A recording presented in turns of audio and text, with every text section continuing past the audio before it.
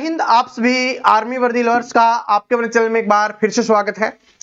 दोस्तों आज हम करने वाले हैं आर्मी अग्निवीर 2025 के लिए असली पेपर के जैसा आज आपका टेस्ट होने वाला है, जिसमें आपके चारों सब्जेक्ट होने वाले हैं। जीके होगा, साइंस होगा, रीजनिंग होगा, मैथ होगा और सभी में जितने जितने क्वेश्चंस आते हैं, यानी कि रीजनिंग को छोड़कर बाकी सभी में 15 क्वेश्चन आ रहे होते हैं, रीजनिंग में 5 क्वेश्चन आ रहे होते हैं। तो उस तरीके से आपका ये पेपर है उसको डिजाइन किया गया है, तैयार किया गया है। और देखो ये पेपर है ना, वो आपके असली पेपर के जैसा ही आपको दिखने वाला है, वैसा ही सोच के आपको इस टेस्ट को देना है। और देखते हैं आज कितने स्टूडेंट 40 प्लस स्कोर कर पाते हैं। अगर आज वाले पेपर में आपने 40 प्लस स्कोर नहीं किया तो एग्जाम में आप 40 प्लस स्कोर करने लायक अभी तैयार नहीं हुए हो। आपको मेहनत करने की आवश्यकता है, बहुत ज्यादा मेहनत करने की आवश्यकता है, क्योंकि आज का पेपर हमने बिल्कुल इजी टू मॉडरेट रखा है। इजी टू मॉडरेट यानी कि जो इजी क्वेश्चंस आपके एग्जाम्स में आते हैं, इजी टू मॉडरेट, वो हमने यहां पर रखे हैं। और आप कितने सही कर पाते हैं ये आप सभी स्टूडेंट को कमेंट करके बताना है। टारगेट हमने 40 प्लस का सेट किया है, आपका कितना स्कोर रहता है वो आप सभी कमेंट करके बताओगे। पूरे टेस्ट को देने के बाद आप सभी को पता है कि अब आपकी एग्जाम डेट आ गई है। 30 जून से क्या हो रहे हैं, आपके एग्जाम स्टार्ट हो रहे हैं, तो उससे पहले अपने को पूरी तैयारी करनी है। तो चलिए बिना देरी के स्टार्ट करते हैं। और आपको एक बात ध्यान रखनी है कि आपको हर एक सब्जेक्ट में कितना स्कोर रहता है ये कमेंट करना है कि मैथ में आपका कितना रहा, साइंस में आपका कितना रहा, रीजनिंग में आपका क्या रहा, और आपका जीके में आपका क्या रहा। सभी सब्जेक्ट का आपको कमेंट करके बताना है और लास्ट में टोटल भी बताना है। ठीक है जी, चलो शुरुआत करते हैं। पहला क्वेश्चन जीके से शुरुआत हम कर रहे हैं। तो जीके का अपना पहला क्वेश्चन है कि कुंभ मेला कितने वर्षों के अंतराल पर आयोजित होता है। जो कुंभ का मेला होता है वो कितने वर्षों के अंतराल में आयोजित होता है। तो आंसर सभी का आ गया होगा। कुंभ का मेला है वो 12 वर्षों में आयोजित किया जाता है। कितने वर्षों में आयोजित किया जाता है? 12 वर्षों में इसको आयोजित किया जाता है। अर्ध कुंभ पूछे तो 6 वर्षों में होता है और महाकुंभ 12 गुना 12 यानी 144 सालों में होता है। ठीक है, तो याद रख लेना कुंभ का मेला है वो 12 सालों में लगता है, अर्ध कुंभ 6 साल में लगता है। आगे बढ़ते हैं और अब इसको टेस्ट ही रखेंगे, इसमें एक्स्ट्रा मैं आपको नहीं बताऊंगा। एक्स्ट्रा जो अपनी शाम वाली क्लास आएगी शाम को 4 बजे, बता देता हूं जिनको नहीं पता, शाम को 4 बजे आपके लिए क्लास आने वाली है और साइंस की क्लास शाम को 7 बजे आने वाली है। ठीक है, तो दिन में आपको यहां पर 3 क्लास आपको मिलने वाली है। तो सिटी ऑफ जॉय किस शहर का उपनाम है? उपनाम आपको याद कर लेने हैं, आपके एग्जाम्स में आने वाले हैं, पता होगा आप सभी को। तो सिटी ऑफ जॉय के नाम से कौन से शहर को जाना जाता है? तो कोलकाता शहर को सिटी ऑफ जॉय के नाम से जाना जाता है, कोलकाता शहर को। आगे बढ़ते हैं। कथकली किस राज्य से संबंधित है? क्वेश्चन नंबर 3 है आपका कि कथकली है वो कौन से राज्य से संबंधित है। कथकली, कल ही मैंने आपको सारे शास्त्रीय नृत्य याद करवा दिए थे, तो कथकली किससे हो जाएगा? तो कथकली क्या याद करवाया था? कै स्टार्टिंग में लय लास्ट में, कै स्टार्टिंग में लय लास्ट में। तो option number B correct answer हो जाएगा। कथकली का क्या हो जाएगा? केरल हो जाएगा। तो कौन से राज्य से है ये? केरल राज्य से संबंधित है। तमिलनाडु का क्या बताया था? मिलकर रहना है, तो भारत में मिलकर रहेंगे तो भारतनाट्यम हो जाएगा। ठीक है, इस तरीके से अपने को याद रख लेना। आगे देखो कि ओलंपिक खेलों में स्वर्ण पदक, भारत में हॉकी का जो पहला स्वर्ण पदक है वो कौन से वर्ष जीता था, ये अपने को बताना है कि जो ओलंपिक खेलों में भारत ने हॉकी में पहला स्वर्ण पदक किस वर्ष जीता था। तो कौन से वर्ष जीता गया था? तो 1928 में जीता गया था। ठीक है, 1928 में है वो जीता गया था। काफी स्वर्ण पदक है हमने यहां पर जीते हैं, ये अपने को ध्यान लेना है। आईपीएल 2025 की ट्रॉफी का नाम क्या है? तो आईपीएल 2025 की ट्रॉफी का नाम क्या हो जाएगा? तो इसका नाम हो जाएगा Indian Premier League trophy. Indian Premier League trophy है, या आईपीएल की फुल फॉर्म भी आपसे पूछे तो इंडियन प्रीमियर लीग हो जाएगा। ठीक है जी। और किसने जीता है इस बार? आरसीबी ने जीता है, रॉयल चैलेंजर बेंगलुरु ने जीता है जो विजेता रही है। उप विजेता की बात करें तो पंजाब किंग्स रही है। ठीक है, पंजाब किंग्स है वो उपविजेता रही है, याद कर लेना। आरसीबी का कप्तान कौन है? रजत पाटीदार है। पंजाब का कप्तान कौन है? श्रेयस अय्यर है। आगे बढ़ते हैं, गेटवे ऑफ इंडिया कहां स्थित है? गेटवे ऑफ इंडिया है वो कहां पर स्थित है, ये अपने को बताना है। गेटवे ऑफ इंडिया, तो गेटवे ऑफ इंडिया कहां पर स्थित हो जाएगा? तो ये हो जाएगा मुंबई में स्थित। कहां पर स्थित हो जाएगा? मुंबई में। मुंबई महाराष्ट्र में स्थित है।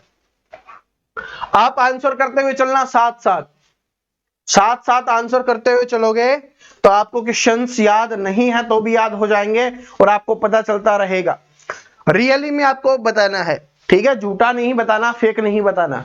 और भाई वीडियो को लाइक कर दिया करो, इससे मुझे मोटिवेशन मिलता है अगली वीडियो और बेहतरीन बनाने के लिए, ठीक है, तो करो लाइक। संयुक्त राष्ट्र संघ यूएनओ की स्थापना कब की गई? यानी यूनाइटेड नेशन ऑर्गेनाइजेशन है, उसकी स्थापना कब की गई है? तो 1945 में इसकी स्थापना की गई। कब की गई? 1945 में इसकी स्थापना की गई। तेलंगाना की राजधानी क्या है? आपको सभी राज्यों की राजधानी, उनके मुख्यमंत्री और उनके राज्यपाल है, याद कर लेने हैं। एग्जाम्स में यहां से क्वेश्चंस पक्का आएगा।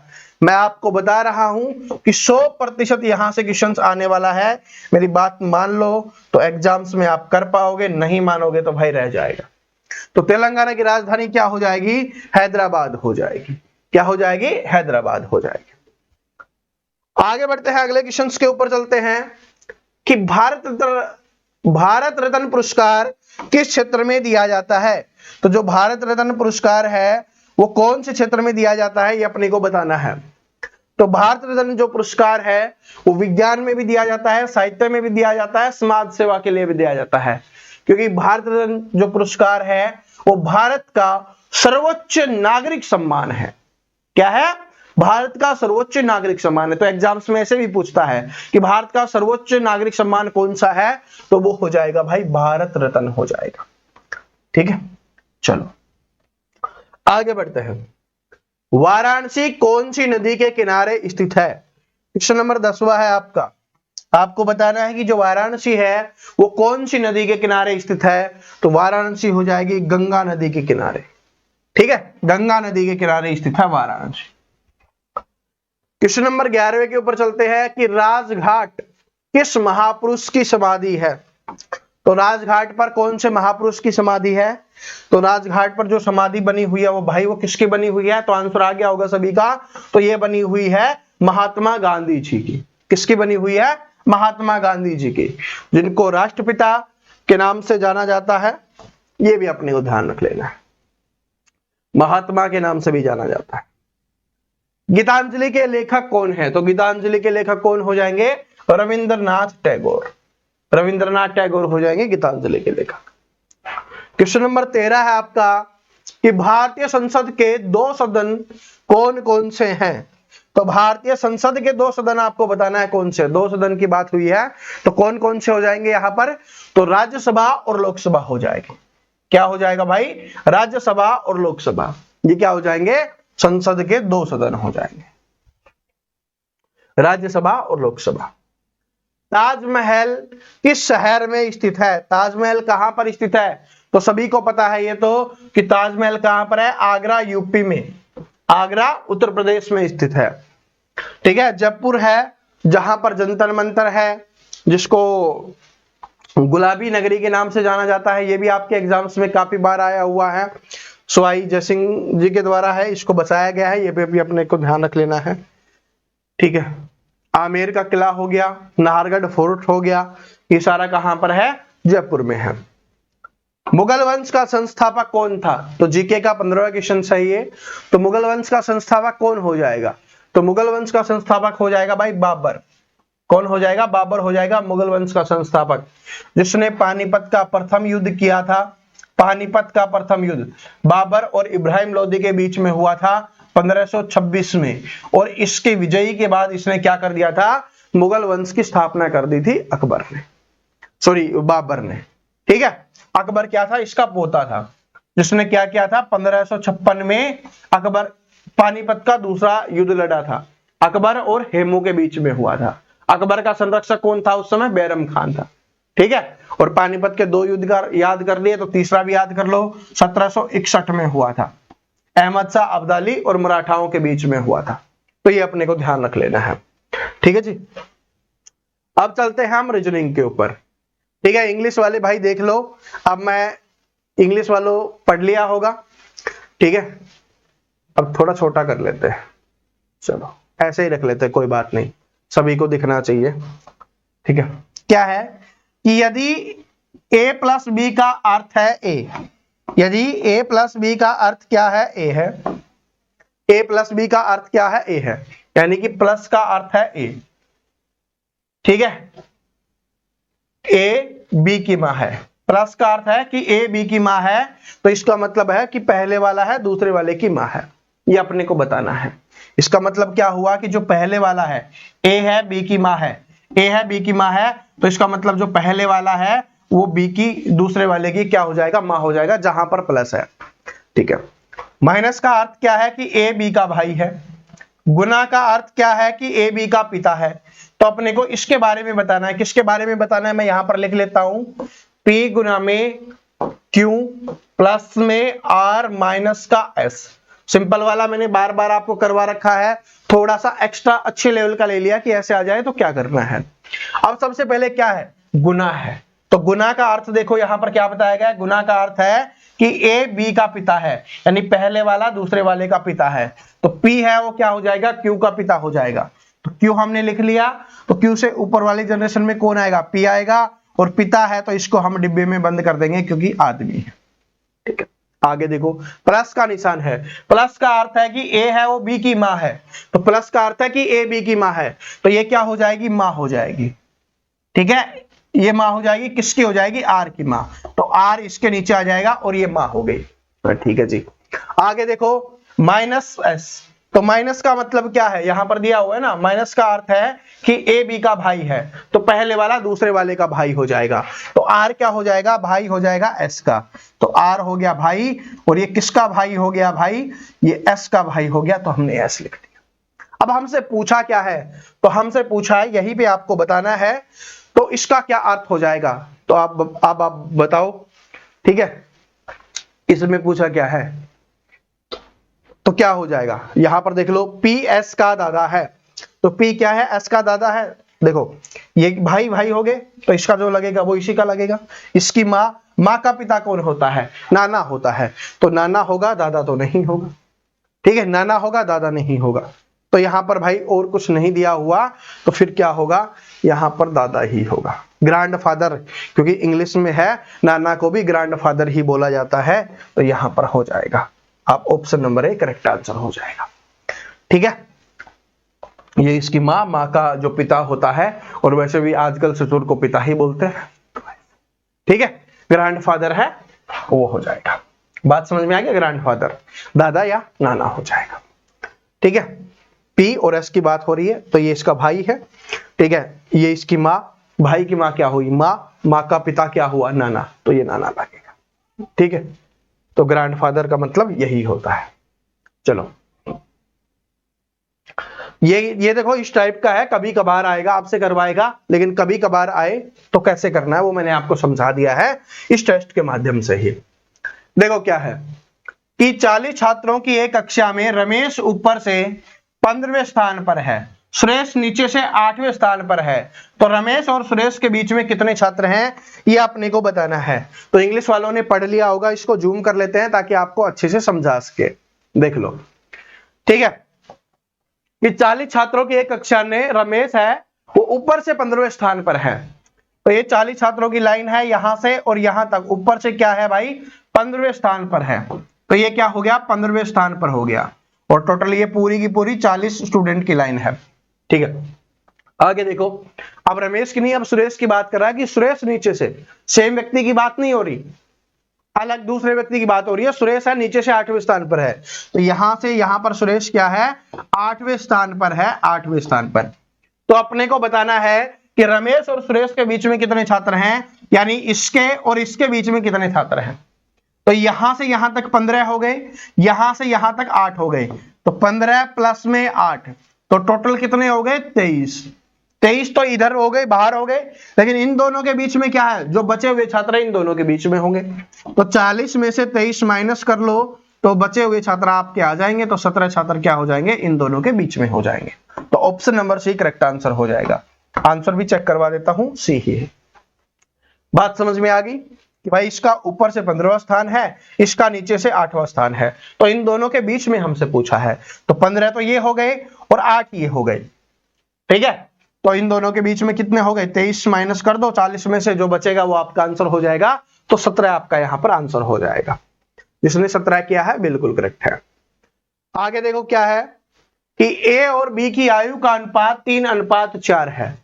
इंग्लिश वालों एक बार पढ़ लो जल्दी से। ए और बी की आयु का अनुपात 3:4 है। 5 वर्ष बाद उनकी आयु का योग 45 वर्ष होगा। तो ए की वर्तमान आयु क्या है ये अपने को बताना है। अब अच्छे से आपको समझाता हूं, इंग्लिश वालों ने देख लिया होगा, आप समझ लो बस। ए और बी का आयु का अनुपात दिया गया है। तो ए और बी की आयु का अनुपात कितना दिया गया है हमें, 3:4 दिया गया है। लेकिन क्या बोला कि 5 वर्ष के बाद उनकी आयु का योग 45 वर्ष हो जाएगा। 5 वर्ष के बाद कितने साल के हो जाएंगे दोनों, 45 वर्ष के। योग का मतलब क्या है कि उनकी आयु का जोड़ 45 वर्ष। लेकिन 5 साल बाद की बात हो रही है, तो 5 साल बाद की बात हो रही है, तो ए भी 5 साल बढ़ जाएगा, बी भी 5 साल बढ़ जाएगा, तो दोनों 10 साल बढ़ जाएंगे। तो इसमें से 10 साल माइनस कर दो तो अभी वर्तमान की पता चल जाएगी। 35 वर्ष के हैं दोनों अभी वर्तमान में। और अनुपात कितना है टोटल, 7 अनुपात का मान 35 वर्ष है, 1 अनुपात का मान क्या हो जाएगा, 5 वर्ष हो जाएगा। तो हमसे वर्तमान की ही पूछी है, तो ए की पूछी है, तो ए कितने है, 3 अनुपात है, तो 5 दिए 15 वर्ष का हो जाएगा। वर्तमान में ये 15 वर्ष का है, इसको 5 से गुना करोगे तो ये 20 वर्ष का हो जाएगा। तो ए का पूछा है तो 15 वर्ष क्या हो जाएगा, यहां पर आंसर हो जाएगा। बी का पूछता तो 20 वर्ष हो जाता। ठीक है, आंसर देख सकते हो, बिल्कुल सी करेक्ट आंसर है।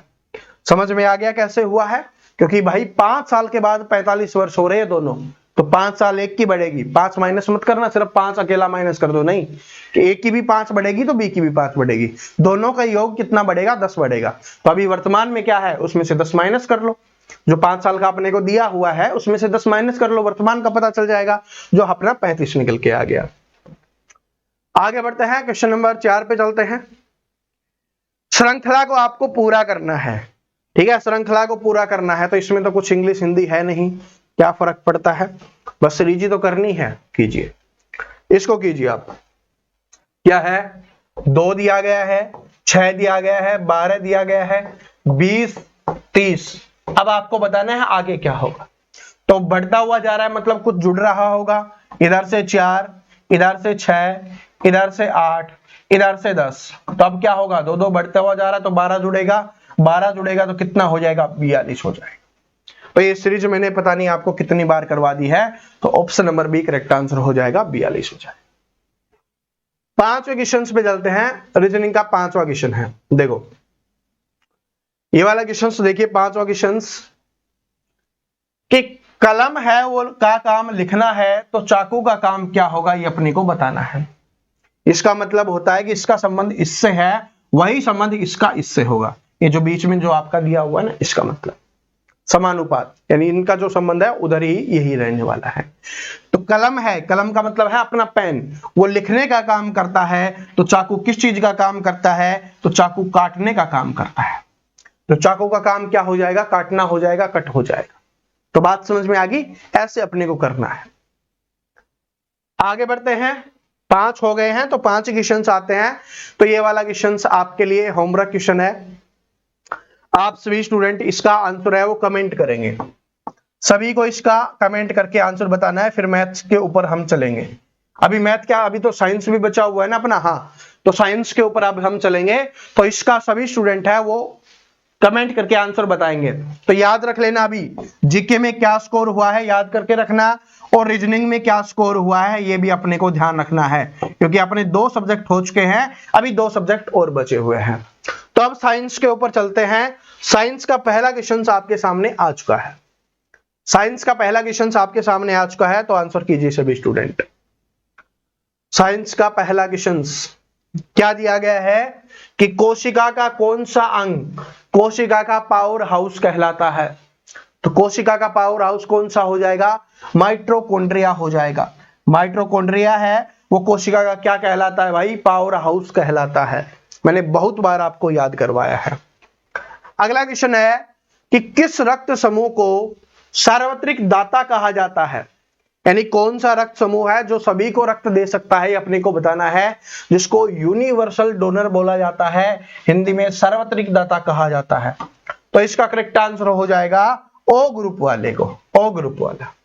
ठीक है, ओ ग्रुप वाला है वो सभी को रक्त दे सकता है लेकिन सभी से ले नहीं सकता। और ए बी है वो सर्वग्राही होता है, ओ सर्वदाता होता है, ए बी क्या होता है, सर्वग्राही होता है, सभी से रक्त ग्रहण कर सकता है। आगे बढ़ते हैं। पानी का रासायनिक सूत्र क्या है, पानी का रासायनिक सूत्र आपको बताना है। तो पानी का रासायनिक सूत्र हो जाएगा H2O। क्या हो जाएगा, H2O। और सोडियम क्लोराइड वाला भी याद कर लो, NaCl होता है। ग्रीन हाउस प्रभाव के लिए कौन सी गैस जिम्मेदार है, ग्रीन हाउस प्रभाव के लिए, ठीक है, जो ग्रीन हाउस इफेक्ट है उसके लिए कौन सी गैस जिम्मेवार हो जाएगी, तो ये हो जाएगी आपकी कार्बन डाइऑक्साइड। कौन सी हो जाएगी, कार्बन डाइऑक्साइड हो जाएगा, कार्बन डाइऑक्साइड। बल का एसआई मात्रक क्या है, फोर्स, F = ma। तो फोर्स का रासायनिक मात्रक क्या हो जाएगा, तो बल का हो जाएगा भाई अपना न्यूटन हो जाएगा। क्या हो जाएगा, न्यूटन हो जाएगा। आगे बढ़ते हैं। मायोपिया निकट दृष्टि दोष को ठीक करने के लिए किस लेंस का उपयोग किया जाता है। तो साइंस की क्लास चल रही है, अभी क्वेश्चन चल रहे हैं, तो मैं आपको बता देता हूं, डेली शाम को 7 बजे आपको साइंस की क्लास मिलने वाली है अपने दूसरे वाले चैनल पे। ठीक है, मैंने उसमें बता भी दिया है कि किस तरीके से आप तैयारी कर सकते हो बचे हुए दिन में। जिसने अभी तक ये वाला वीडियो नहीं देखा है जरूर देख लेना, इस क्लास के बाद लिंक आपको डिस्क्रिप्शन में मिल जाएगा। ठीक है, ये वाला वीडियो ये मैं आपको बना चुका हूं, बता चुका हूं कि किस तरीके से आपको अंतिम दिनों में तैयारी करनी है और हम आपके लिए क्या क्या करने वाले हैं। तो जिसने ये नहीं देखा जरूर देख लेना, 100% नौकरी पक्की करनी है तो। ठीक है, चलो अब मायोपिया निकट दृष्टि दोष के लिए कौन से लेंस का प्रयोग होगा, कॉनकेव लेंस का होगा, अवतल लेंस का प्रयोग होने वाला है। ठीक है, अवतल लेंस का। आगे बढ़ता है कि पौधों में प्रकाश संश्लेषण के लिए कौन सा वर्णक जिम्मेवार होता है। जब पौधों में प्रकाश संश्लेषण होता है उसके लिए कौन सा वर्णक जिम्मेवार होगा, तो वो हो जाएगा आपका क्लोरोफिल। कौन सा हो जाएगा भाई, क्लोरोफिल हो जाएगा, क्लोरोफिल। और रक्त में क्या पाया जाता है, रक्त में अपना हीमोग्लोबिन पाया जाता है, ये हीमोग्लोबिन रक्त के लिए हो गया, क्लोरोफिल क्या हो गया वो। ठीक है, पौधे का कौन सा भाग मिट्टी से पानी और खनिजों को अवशोषित करता है। तो पौधे का कौन सा भाग है जो मिट्टी से खनिज लेता है, पानी लेता है। तो आप सभी को पता है जड़ें हैं वो पानी और खनिज लवण है वो ले रही होती है। तो option number C correct answer हो जाएगा।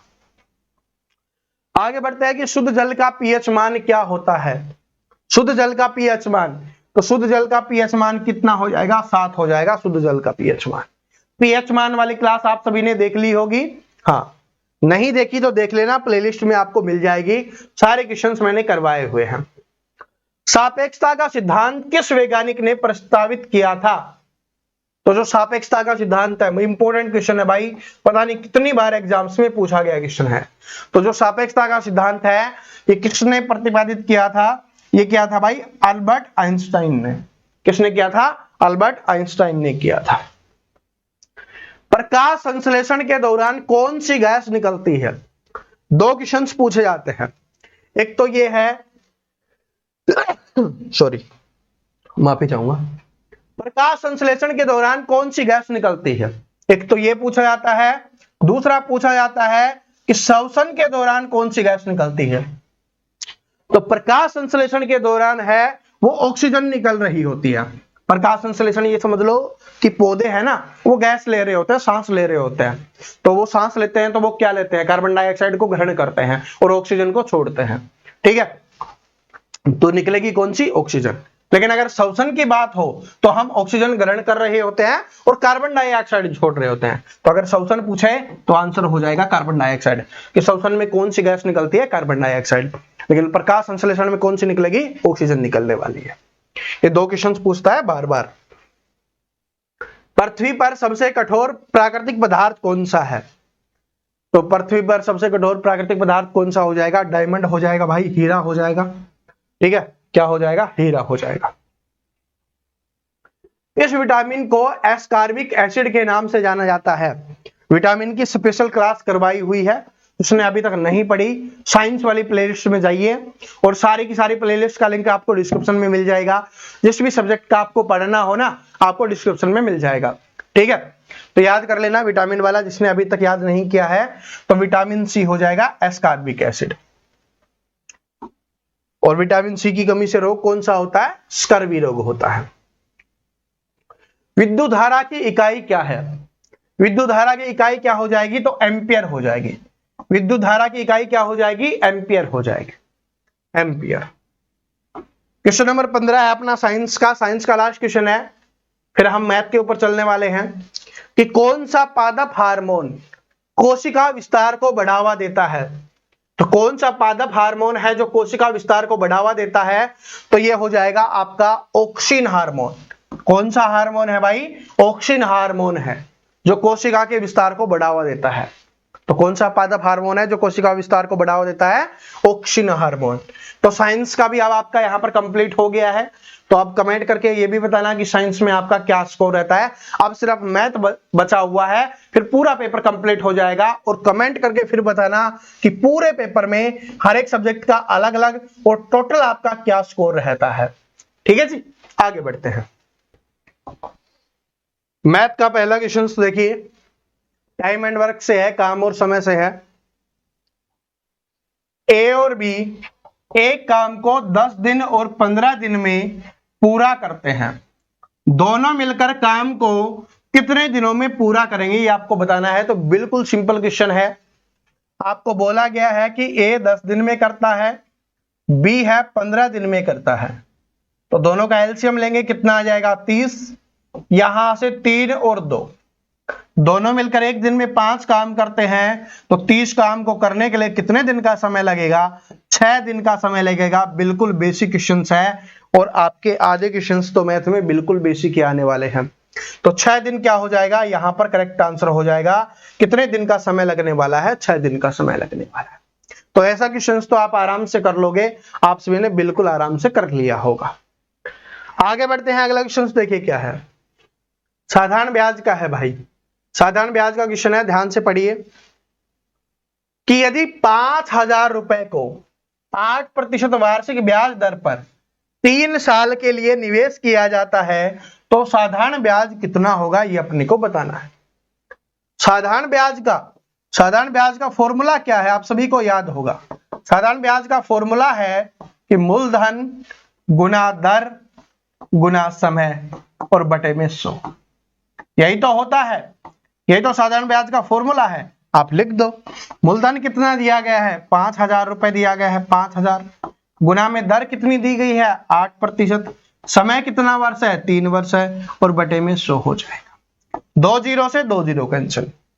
8 दिए 24, 24 पंजे 120, 120 के आगे जीरो लगा दो तो कितने रुपए ब्याज हो जाएगा? 1200 रुपए ब्याज मिलने वाला है। 1,200 रुपए क्या हो जाएगा? ब्याज का मिलने वाला। ये तो है बिल्कुल बेसिक तरीका। इसी तरीके को आप ऐसे कर सकते हो कि भाई 1 साल में कितना ब्याज मिलेगा? 8% का। तो 3 साल में कितने का मिलेगा? 24% का। तो इसका 24% निकालोगे तो 2 जीरो कट जाएंगे। इसको डायरेक्ट 24 से आप गुना कर दो तो 24 पंजे 120 होता है, जीरो लगा दो, 1200 रुपए आपका आंसर हो जाएगा।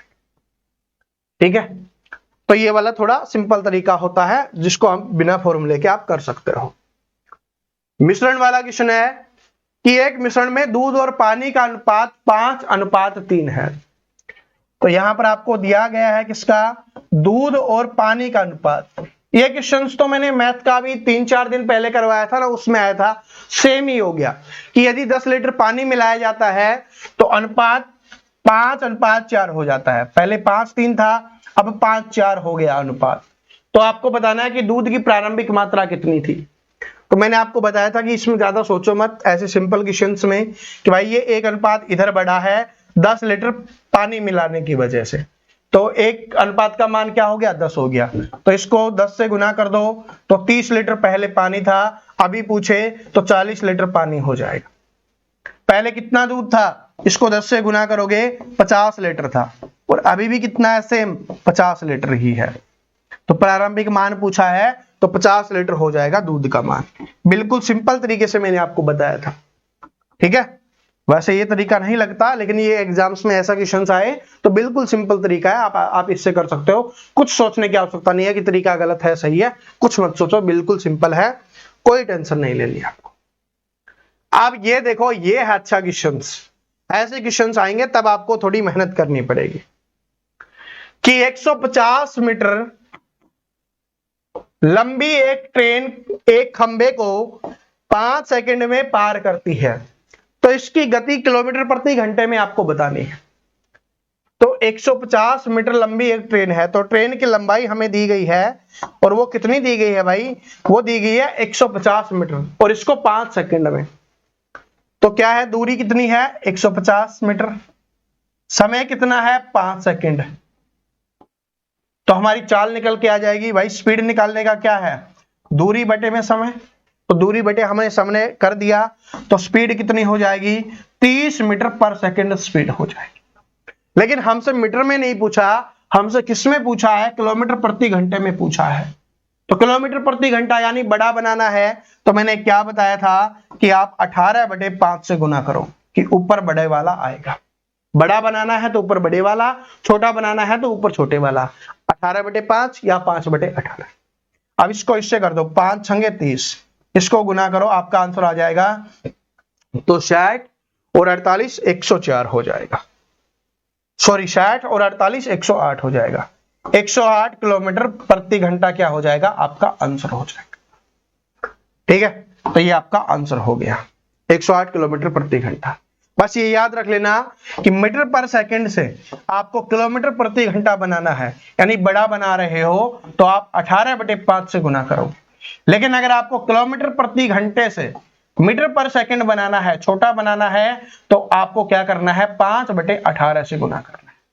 ये दो चीजें आपको ध्यान रखनी है, बाकी फिर आपको कोई समस्या नहीं होगी, आप आराम से आंसर निकाल पाओगे। अगले क्वेश्चन पे चलते हैं। अगला क्वेश्चन देखिए क्या है कि एक नाव धारा के साथ 12 किलोमीटर 2 घंटे में जाती है। धारे के साथ का मतलब क्या था, x + y, और 1 घंटे की दूरी हम यहां पर लिख रहे होते थे स्पीड। तो 12 किलोमीटर 2 घंटे में जाती है, तो 1 घंटे में कितनी जाएगी 6 किलोमीटर, तो स्पीड क्या हो जाएगी 6 किलोमीटर प्रति घंटा। और वापस 4 घंटे में आती है, तो धारा के विपरीत आएगी ना वापस आते समय, तो x - y, तो 12 किलोमीटर की दूरी है, 4 घंटे में आती है, तो स्पीड क्या हो गई 3 किलोमीटर प्रति घंटा क्या हो गई, स्पीड हो गई। अब हमसे क्या पूछा है, शांत जल में नाव की गति कितनी होगी, शांत जल में, तो यानी x का मान अपने को निकालना है। और अगर आपसे पूछा धारा की गति कितनी होगी, तो आपको y का मान निकालना है। तो इसमें हमसे क्या पूछा है, शांत जल में यानी x का मान। मैं दोनों निकालना आपको बता देता हूं। x का मान निकालने का फॉर्मूला क्या था कि दोनों को जोड़ो और 2 से डिवाइड करो। तो दोनों को जोड़ेंगे 6 और 3 क्या हो गया 9, और 2 से डिवाइड करेंगे तो 9/2 यानी 4.5 किलोमीटर प्रति घंटा स्पीड हो जाएगी। तो कितनी हो जाएगी 4.5 किलोमीटर प्रति घंटा। यहां पर नहीं दिया हुआ है तो हम यहां पर लिख देते हैं 4.5 किलोमीटर प्रति घंटा। ठीक है, अगर y की पूछता तो इसमें से ये माइनस कर दो, तो 6 में से 3 माइनस करेंगे तो कितना हो जाएगा 3, 2 से डिवाइड करेंगे तो कितनी हो जाएगी 1.5 किलोमीटर प्रति घंटा हो जाएगी। ठीक है, तो y का मान पूछता तो धारा की चाल पूछती तो क्या हो जाता 1.5। ठीक है, ये 4.5 है, टाइप होना रह गया था। देखो आंसर भी यही मिलेगा मुझे पता है, क्योंकि उसमें टाइप नहीं हुआ तो नीचे भी नहीं हुआ। तो बात समझ में आ गया, 4.5 किलोमीटर प्रति घंटा हो जाएगा। टेंशन लेने की आवश्यकता नहीं है, मैं हूं ना आपके सामने, आपको भी तो पता है ना, बस तरीका सही होना चाहिए। ठीक है, टाइपिंग में मिस्टेक हो जाती है भाई, आप सभी को पता होगा। ठीक है, होती रहती है, बुक्स में हो जाती है, बड़ी बड़ी बुक्स में। हम तो क्वेश्चंस तैयार कर रहे हैं। यदि चीनी की कीमत 20% बढ़ जाती है, ये इंपॉर्टेंट क्वेश्चन है, कम स्टूडेंट को आता है, लेकिन आज मैं आपको सिखा दूंगा जिनको नहीं आता। यदि चीनी की कीमत 20% बढ़ जाती है तो खर्च को समान रखने के लिए खपत कितने प्रतिशत कम करनी चाहिए। तो 20% बढ़ गई, मतलब क्या हुआ कि पहले 100 रुपए लगते थे तो अब कितने लगेंगे 120 लगेंगे। लेकिन हमें 120 नहीं खर्च करने, क्योंकि बोला है कि खर्च को समान रखना है। तो समान रखना है तो हमें मतलब क्या है कि 120 की जगह पे 100 ही खर्च करना है। तो हमें कितना कम करना पड़ेगा भाई, इसमें से 20 कम करना पड़ेगा। तो लिखो जितना कम करना है उसको ऊपर, जिससे कम करना है। अब 120 रेट हो गया तो 120 से कम करना होगा, और गुना में क्या हो जाएगा, प्रतिशत के लिए 100। 20 छिकी 120, 2 से काटा 3 पे, 2 से काटा 50 पे, तो कितना हो जाएगा, 50/3 हो जाएगा। तो इसको क्या लिख सकते हो, 16 सही 2/3% कमी करनी हो। ये इसको और आगे करना चाहते हो तो 16.67% की कमी करनी होगी दशमलव में है तो ऐसे कर दो, फ्रैक्शन में भिन्न में दिया हुआ तो ऐसे कर दो। तो option number A correct answer हो जाएगा। समझ में आया कि भाई 120 हो गया, लेकिन आपने को खर्चा नहीं बढ़ाना, 100 ही रखना है। ठीक है, तो 20 कम करना पड़ेगा, किस में से, 120 में से। तो 20/120, और प्रतिशत लगाना है तो 100 से गुना करेंगे, प्रतिशत हटाना है तो 100 से भाग करेंगे। तो प्रतिशत लगाना है तो 100 से गुना कर दिया, कितना आ गया, 16.67% आ गया। चलो आगे बढ़ते हैं। औसत का क्वेश्चन है ये कि 5 संख्याओं का औसत 24 है। यदि एक संख्या हटा दी जाती है तो औसत 20 हो जाता है, तो हटाई गई संख्या ज्ञात कीजिए। वैसे तो इसको कई तरीके हैं, लेकिन बिल्कुल सिंपल तरीका है। 5 संख्याएं हैं, इनका औसत कितना दिया गया है, 24, यानी टोटल कितना हो गया, 120 हो गया। अब एक संख्या हटा दी गई तो कितनी हो गई संख्याएं, 4 हो गई, और इनका औसत कितना हो गया, 20, तो इनका 80। तो 120 में से 80 माइनस कर लो, एक संख्या का पता चल जाएगा। तो वो संख्या कितनी थी भाई, 40 थी। तो जो संख्या हटाई गई उसका मान कितना हो जाएगा, 40 हो जाएगा, क्योंकि 5 का टोटल कितना है, 120 है, 4 का टोटल है 80। तो 5 के में से 4 का माइनस कर देंगे तो जो संख्या निकाली गई है वो हमें पता चल जाएगी, तो वो 40 हो जाएगी। आगे बढ़ते हैं। अनुपात का एक क्वेश्चन है, बहुत अच्छा क्वेश्चन है, बार बार आता है, बहुत सारी शिफ्ट में आपको देखने के लिए मिलने वाला है। ए और बी का अनुपात दिया गया है, तो ए और बी का अनुपात कितना दिया गया है, 3:4। ए और बी के नीचे 3:4 लिख देंगे। उसके बाद बी और सी का दिया गया है, मतलब सी और है, तो बी के नीचे बी का, सी के नीचे सी का, 5:6 लिख देंगे। तो ए बी सी का बताना है तो बता देंगे। क्या बताया था मैंने आपको कि नीचे वाली जगह खाली है तो नीचे वाला लिख दो, ऊपर वाली जगह खाली है तो ऊपर वाला लिख दो, बस गुना कर दो। 5 तिये 15, 5 चौके 20 और 6 चौके 24। 15, 20 और 24 क्या हो जाएगा, आपका आंसर हो जाएगा 15, 20 और 24। ऑप्शन नंबर ए क्या हो गया, करेक्ट आंसर। ठीक है, बस इसका यूज करना है, आराम से क्वेश्चन निकल जाएगा, किसी को कोई समस्या कोई परेशानी बिल्कुल नहीं होगी। आगे बढ़ते हैं, अगले क्वेश्चन पे चलते हैं कि एक दुकानदार एक वस्तु को 20% लाभ पर बेचता है। यदि क्रय मूल्य 500 रुपए है तो विक्रय मूल्य क्या होगा, ये अपने को बताना है। देखो इसके तरीके हैं दो, पहले मैं आपको बताता हूं। क्रय मूल्य कितना है, 500 रुपए है, तो क्रय मूल्य क्या होता है, 100% होता है। तो 100% का मान हमें दिया गया है, कितना दिया गया है, 500 रुपए, 100% का मान हमें दिया गया है। 20% लाभ हो रहा है, मतलब 120, तो 120 का मान हमें निकालना है। एक का मान निकालोगे बटे में 100 कर देंगे, 120 का प्रतिशत का मान निकालेंगे, गुना में 120 कर देंगे। अब काट दो, जिससे कट रहा है, 2 जीरो से 2 जीरो कट गई, 12 पंजे 60, कितना हो गया, 600। तो 600 रुपए क्या हो जाएगा, विक्रय मूल्य हो जाएगा 600 रुपए, आपका यहां पर हो गया। चेक कर लो, इधर आंसर लिखा होगा 600। एक तो आपका ये वाला तरीका है, ठीक है भाई, आपको पता है कि क्रय मूल्य 100% होगा, तो आपको 120 का मान निकालना है। दूसरा क्या, कौन सा तरीका है कि क्रय मूल्य क्या है, 500 है, इसका 20% लाभ हो रहा है, तो पहले इसका 20% निकालो, जो कितना हो जाएगा, 100 रुपए। तो 100 रुपए, 100 रुपए का क्या हुआ है भाई, लाभ हुआ है। तो 500 रुपए क्रय मूल्य था, 500 में खरीदा गया था, 100 रुपए का लाभ हुआ, तो बेचा कितने में गया, 600 रुपए में गया। जो भी आपका दिल करे, जैसे भी आपका दिल करे, आप इस क्वेश्चन को कर सकते हो, आंसर आपका सेम रहने वाला है, 600 रुपए आपका आंसर रहने वाला। आगे बढ़ते हैं, आगे देखिए क्या है, वर्त वाला क्वेश्चन है कि एक वर्त का क्षेत्रफल 154 सेंटीमीटर स्क्वायर है, इसकी त्रिज्या ज्ञात कीजिए। पाई का मान 22/7 अपने को दिया गया है। तो वर्त का क्षेत्रफल होता क्या है? तो वर्त के क्षेत्रफल का फॉर्मूला क्या है? वर्त के क्षेत्रफल का फॉर्मूला है पाई आर स्क्वायर।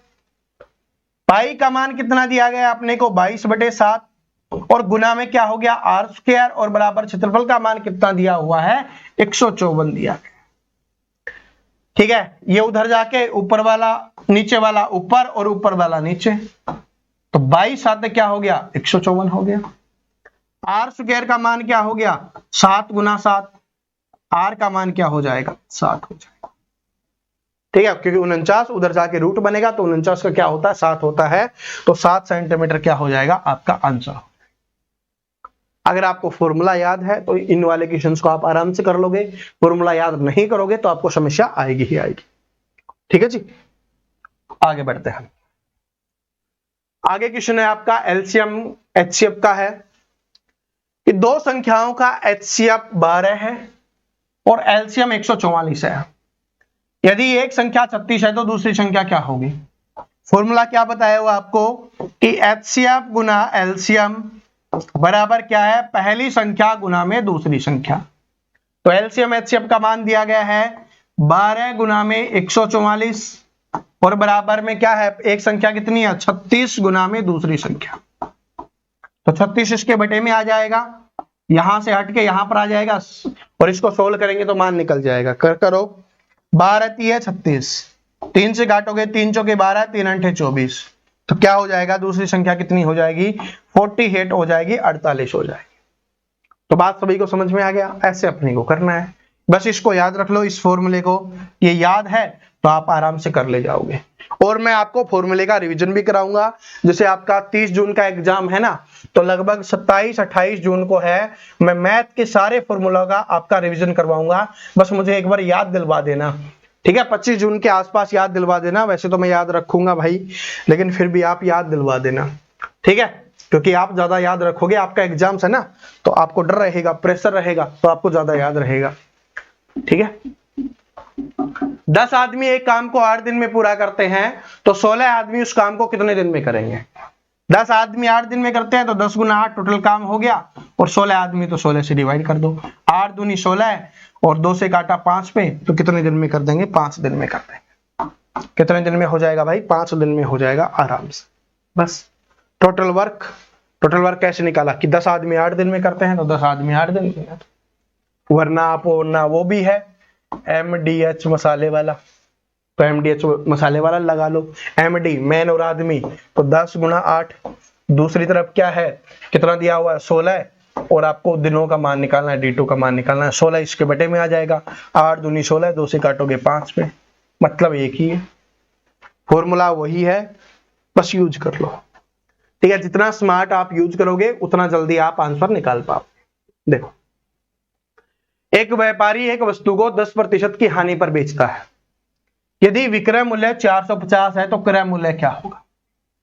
10% हानि में बेच रहा है, इसका मतलब क्या हुआ वो 90% में बेच रहा है, क्योंकि 100% मान होता है, उसमें से हानि हो रही है तो 10 माइनस कर लेंगे, तो 90% में बेच रहा है। और यहाँ पर विक्रय मूल्य 450 बताया है, यानी 90% का मान क्या हो गया 450 रुपए हो गया। 1% का मान निकालेंगे तो बटे में 90 हो जाएगा। तो हमसे क्रय मूल्य पूछा है जो 100% होता है, तो 100% का मान निकालना है, गुना में 100 का, 0 से 0 कैंसिल, 9 पंजे 45, 5 गुना 100 क्या हो जाएगा आपका 500।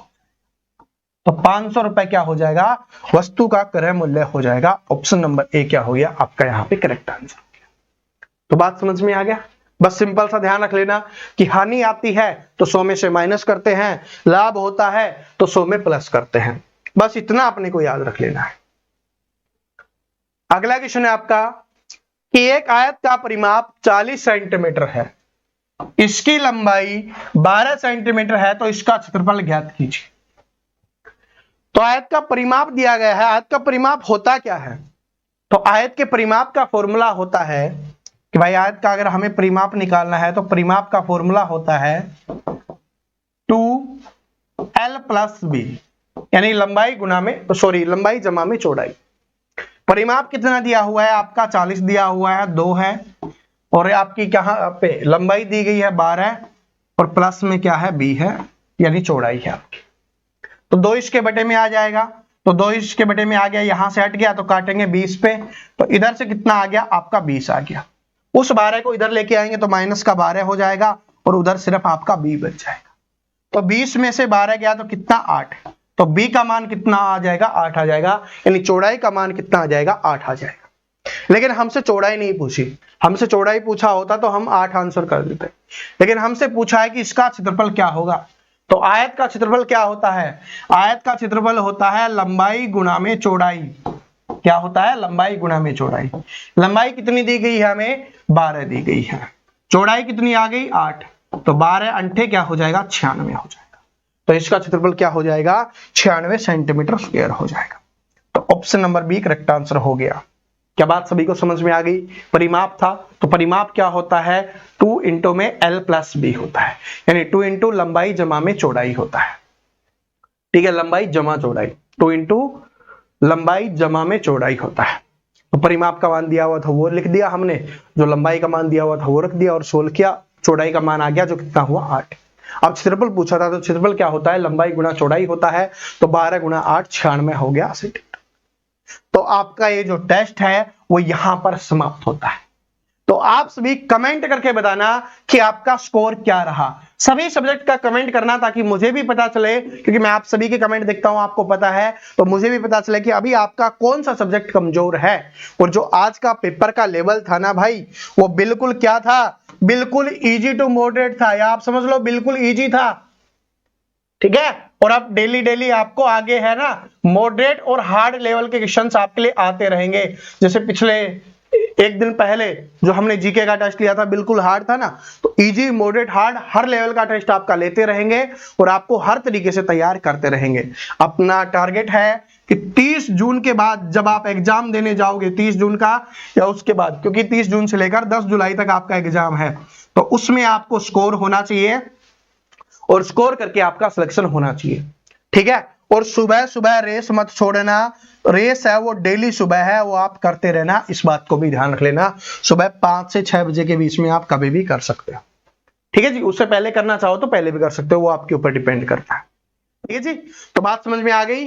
तो और जो जितने भी नए स्टूडेंट आए हैं भाई, पढ़ना है, सिलेक्शन लेना है, तो चैनल को सब्सक्राइब करके बेल आइकन को प्रेस कर लेना और आपके सभी दोस्तों के साथ शेयर करना जो भी आर्मी अग्निवीर 2025 की तैयारी कर रहे हैं। मिलता है नेक्स्ट वीडियो में, हंसते रहिए, मुस्कुराते रहिए, पढ़ते रहिए। जय हिंद, वंदे मातरम।